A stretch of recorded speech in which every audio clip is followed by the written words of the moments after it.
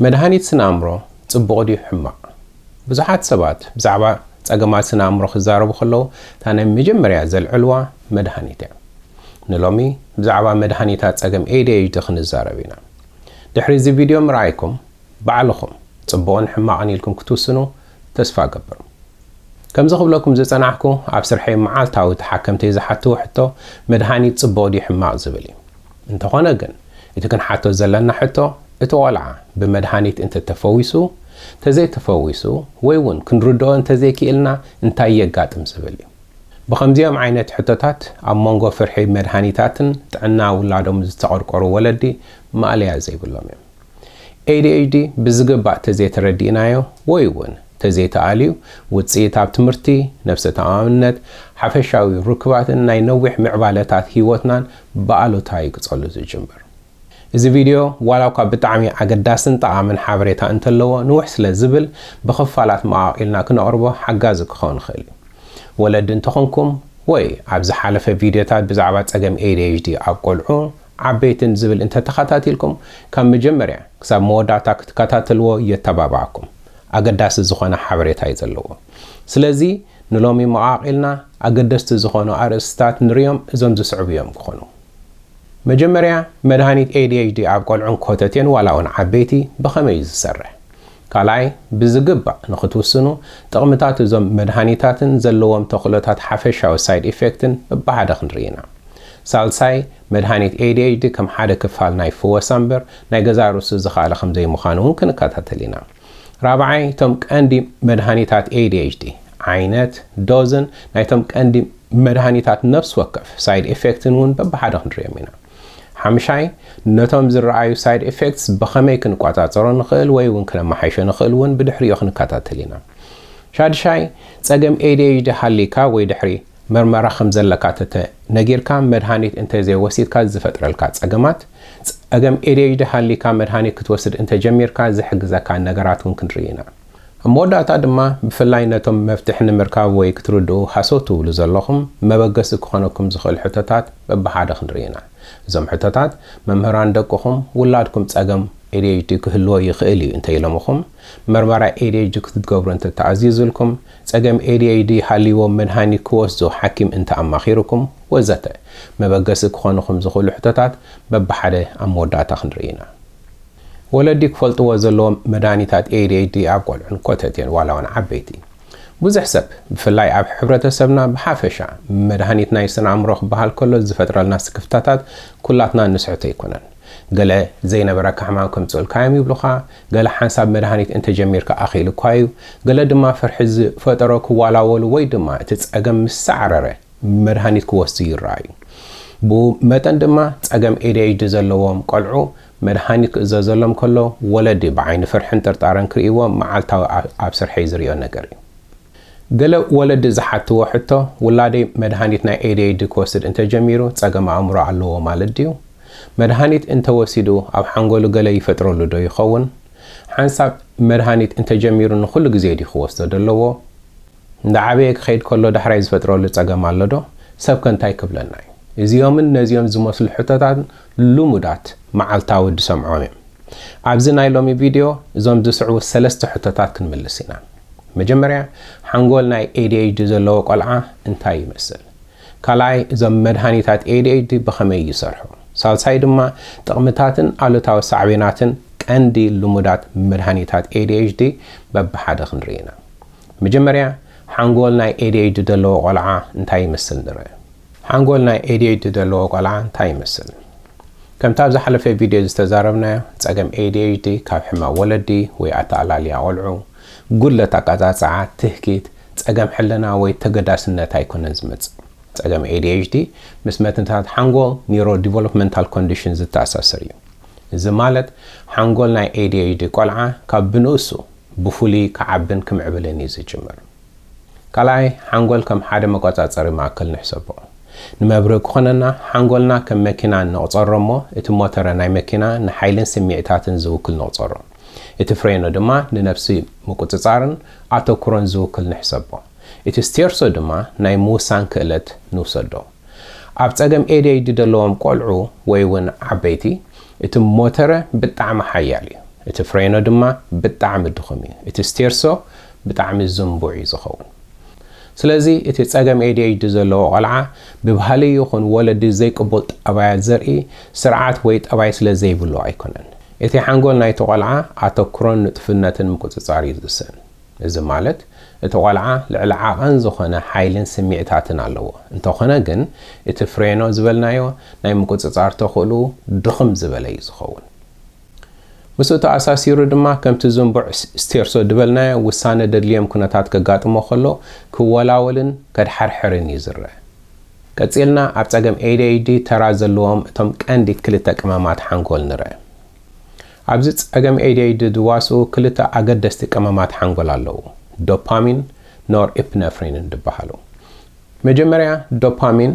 እዚ ቀመም ሓንጎል ንሞቲቬሽንን መተባብዒ ዓስቢ ወይ ከዓ ሪዋርድ ሲስተም ንብሎ ዝሕግዝ ኮይኑ ዝኾነ ዕዮ ወይ ስራሕ ክትሰርሕ ከለኻ ኣተኪርካ ንኽሰርሕ ዝሕግዘካ ቀመም እዩ ጥቕምን ተራን ቀመም ዶፓሚን ንምብራህ ገለ ኣብነታት ክንርኢ ኢና መጀመርያ ኣብ መንጎ ቪድዮ ጌምን ዕዮ ገዛን ንዝርአ ኣተኩሮ ንከታተል ሓደ ቆልዓ ንበል ናይ ቁፅሪ ዕዮ ገዛ ክሰርሕ ይሽገር ጌም ክጻወት ግን ንሰዓታት ምሳሕ ረሲዑ ክጻወት ይኻ ትሪኦ በዚ ክንገልጾ ዝጸናሕና ቀመም ዶፓሚን ቪድዮ ጌም ክጻወት ከሎ በቲ ኣብቲ ጌም ዝፍጠር ድምፅታት ስእልታት ኣክሽናት ሽዑ ትረኽቦ ዓወትን ውድቀትን ትረኽቦ ነጥብታት ወዘተ ነቲ ቀመም ዶፓሚን ቀጻሊ ከም ዝውስኽ እዩ ዝገብሮ ዕዮ ገዛ ናይ ትምህርቲ ግን ነቲ ዝሰራሕካዮ ዕዮ ገዛ ትረኽቦ ነጥቢ ይኹን ዋላ ውጽኢት ግዜ ስለ ዝወስድ ዶፓሚን ኣብቲ ደድልዮ ሰዓት ክውስኽ ኣይረአኒ ወይ ከዓኒ ከምዚ ድንጉ እዩ ዝኸውን ስለ ዝኾነ ድማ እቲ ትሕዝ ዝኾነ መበገሲ ዶፓሚን ነቲ ትረኽቦ ዓስቢ ስለ ዘደናግዮ ነቲ ትሰርሖ ዕዮ ወይ ከዓ ሆምወርክ ወይ እውን ካልእ ስራሓት ንመትነታት ሓንጎልና ስቲሙሌት ኣይገብሮን እዩ ወይ እውን ኣየባራብሮን እዩ ስለዚ እቲ ጸገም ትህኪት ዘይኮነ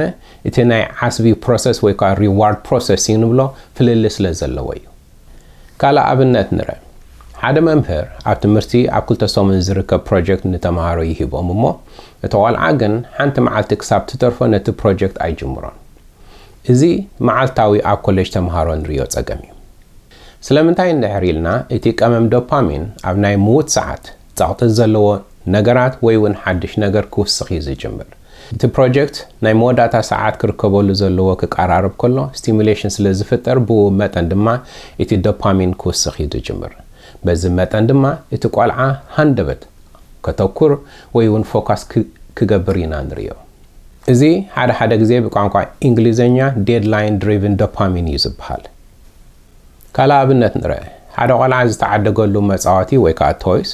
ብታሕጓስ ክቕበልን ክጻወትን ጸኒሑ ብዙሕ ግዜ ከይወሰደ ናብ ካልእ መጻወቲ ሓሰስ ክብል ወይ ከዓ ክነጥር እዩ ዝርአ ከምቲ ክንብሎ ድጸናሕና ሓድሽ ነገር ዶፓሚን ቀመም ንኽውስኽ እዩ ዝሕግዝ ወይ ከዓ ጸቕጢ ደልዎ ከምቲ ክንብሎ ጸናሕና እቲ ሓድሽ ነገር ወይ መጻወቲ ኣገዳስነቱ ምስ ወደአ ግን እቲ ቀመም ዶፓሚን ቀልጢፉ ክጎድል እዩ ዝጅምር እቲ ንጥፈታት ወይ መጻወቲ ቀልጢፉ ኒውሮሎጂካሊ ኣሰቻዊ ክኸውን እዩ ዝጅምር ከምዚ ክኸውን ከሎ ሓንሳብ ገለ ወለዲ ውላዶም መጻወቲ ምስ ተገዛሉ ዘይተገዳስነት ከርኢ ከሎ ከምዚ ዘየመስግን በሽቃጥ ክመስሎም ይኽእል እዩ ናይ መወዳእታ ኣብነት ብዛዕባ ቀመም ዶፓሚን ንርአ ቀመም ዶፓሚን ኣብ ስምዒታትና ንምቁፅጻር ዓቢ ተራ እዩ ዘለዎ ስለ ዝኾነ ድማ ኣብ ሂወት እቲ ቆልዓ ወይ ሰብ ዝኾነ ንእሽተይ ዕንቅፋት ከጓንፎ ከሎ ልዕሊ ዓቐን ዝኾነ ስምዒታት ከንጸባርቑ እዮም ዝረኣዩ እቲ ዘርእይዎ ምንፅርጻር ልዕሊ ዓቐን ይኸውን ወይ ምስቲ ዘጋጠመ ኩነታት ዘይጋጠም ይኸውን ካብቲ ዘጓነፎም ዕንቅፋትን እንፅርፅሮትን ክወፁ ግዜ ይወስደሎም እዩ ከምታ ኣቐዲምና ዝረኣናዮ ኣብነት ሓደ ቆልዓ ናይ ቁፅሪ ዕዮ ገዛ ክሰርሕ ምስ ጀመረ ገለ ሕቶታት ምርዳእ እንተኣብይዎ ርኡይ ዝኾነ ስምዒታት ኣብ ገጾም ኢኻ ክትርኢ ትጅምር ገለገለ እዋን ነቲ ጥራዝ ዕፅፍ ኣቢሎም ወይ ሰንዲዮም ኮርነፊሎም ትርዮም ካልኣይ ቀመም ኖርኤፒነፍሪን እዚ ኖርኤፒነፍሪን ቀመም ድማ ንቑሕ ክትከውን ኣተኩሮ ንኽህልወካን እዩ ዝሕግዘካ ብተወሳኺ እዚ ቀመም ኖርኤፒነፍሪን ካብ ቀሊል ስጋብ ዝተሓላለኸ ዕዮታት ንምስራሕ ሓንጎልና ኦርጋናይዝ ንምዃን ይሕግዘና እዩ ቅድሚ ምቕጻልና ካብ ቆልዑ ወፂና ኣብ መዓልታዊ ሂወትና እዚ ቀመም ኖርኤፒነፍሪን ብኸመይ ይሰርሕ ኣብነት ንርአ ንኣብነት ቡን ክትገብሩ ኢልኩም እንተወሲንኩም ካብ ምቕላው ጥረቡን ኣትሒዝካ ዝተቐልዎ ቡን ምጥሓን ኣብ ጀበና የእቲኻ ከይትፈሰካ ዋላ እንዳዕለልካ ከለኻ ክትከታተላን ክትጋናፍላን እዚ ኩሉ ዝተሓላለኸ መስርሕ ኣተኪርና ክንከታተል ምስ ካልኦት ክፋላት ሓንጎልና ሓዊስካ እዚ ቀመም ኖርኤፒነፍሪን እዩ ዝሕግዘና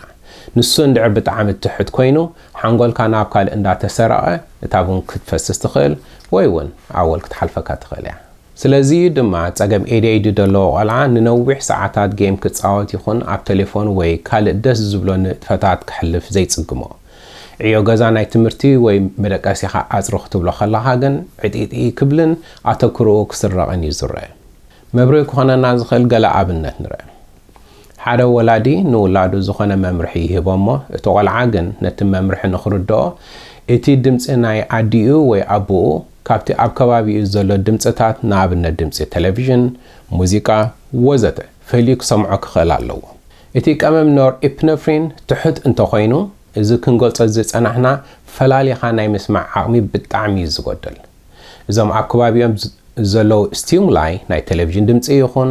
ኣብ ከባቢ ደሎ ናይ ካልእ ኣብ ገዛ ጫውጫውታ ይኹን ድምፂ ናይ ውሽጦም ሓሳባት ወዘተ ምስቲ ካብ ወለዶም ድመጽእ ዘረባ ወይ ድምፂ ክወዳደር እዩ ዝጅምር ስለዝኾነ ድማ ጸገም ADHD ዘለዎም ቆልዑ ክትዛረቦም ከለኻ ከምዛ ዘይሰምዑኻ ኣስቅጥ ዘብሉ ይመስሉ ከምዚ ክብሎ ዝጸናሕኩ ናትኩም ዘረባ ምስቲ ካልእ ኣብ ከባቢኦም ደሎ ድምፂ ተደራሪቡ ክሰምዑኻ ብጣዕሚ እዮም ዝሽገሩ ከም መበገሲ ቴሌቪዥን እንዳረኣዩ ትዛረብዎም እንተኾንኩም ኣብ ክንዲ ብንፅርፅሮት ዓዊልኩም ትደግሙሎም ነታ ቲቪ ቅድም ተጥፍእዋ ወይ ከዓ ደው ተብልዋ ብድሕሪኡ ኣተክርኦም ኣባኹም ጥራሕ ስለ ዝኸውን ሃዲእኩም ክትዛረብዎም ከለኹም ክሰምዑኹም ኣይሽገሩን እዮም ካልእ ኣብነት ንርአ ሓደ ቆልዓ ኣብ ትምህርቲ ክፍለ ግዜ ኣብ ክላስ ኮፍ ኢሉ እንዳተማሃረ ኣብ ክላሶም ኣብ መንደቕ ዘላ ሰዓት የስተባህሉ ኣብ ጎኖም ኮይኑ ሩሳስ ዝጥፍጥፍ ዘሎ ቆልዓ የስተባህሉ ኣብ ደገ ኮይና ትዝምር ዘላ ዑፍ የስተባህሉ ኣብ ጎኖም ኮይኖም ሕሾኽሾኽ ድብሉ ደለው መምሃርቶም እውን የስተባህሉ እዚ ቆልዓ ናብዞም ኩሎም ነገራት ከስተባህል ነቲ መምህር ዝምህሮ ትምህርቲ ክሰምዕ ወይ ክከታተል ክሽገር ግድን እዩ እዚ ቀመም ኖርኤፒነፍሪን ነቶም ኣገደስቲ ዝኾኑ ነገራት ኣተኪርና ክንሰምዕ ወይ ክንሰርሕ ይሕግዘና እዚ ቆልዓ እቲ ናቱ ኖርኤፒነፍሪን ቀመም ሓንጎል ዝወሓደ እንተኾይኑ ንኹሉ ብማዕረ ከስተባህለሉ እዩ ዝፍትን ስለዝኾነ ድማ ከምዚ ክልተ ዝረኣየ ሓደ ሰኣነ ዝበሃል ናብ ኩሉ ክጥምት ብዙሕ ነገር ኣብ ክላስ ይሓልፎ እዚ ኣብ ጸገም ADHD ዘለዎም ቆልዑ ይኹን ዓበይቲ መዓልታዊ ዝርአ ሽግር እዩ ተወሳኺ ኣብነት ንርአ ገለ ጸገም ADHD ዘለዎም ቆልዑ ረስትለስ ዋላ እኳ እንትኾኑ ውሽጣዊ ወይ ሓንጎሎም ረሸሽታት ድኻም ክስምዖም ይኽእል እዩ ትሑት ትሕዝቶ ቀመም ኖርኤፒነፍሪን እንተሃልዩ ናብ ኣንደር ኣሮዛል ከምርሕ ይኽእል እዩ ከምዚ ክኸውን ከሎ ድማ እቲ ኣካላቶም ብምንቅስቓስ የእዳዎም ብምጥፍጣፍ ይኹን ኣእጋሮም ብምንቅጥቅጥቃጥ ኣካላቶም ኒውነጆም ብምባል ነቲ ዘድልዮም ስቲሙለስ ክትክእዎ እዮም ዝፍትኑ እዚ ምንቅስቓስ ንግዚኡ ዝኾነ ምንቃሕ ወይ ኣለርትነስ ብምፍጣር ነቲ ዘድልዮም ቀመም ኖርኤፒነፍሪን ከባራውሮ እዩ ዝጅምር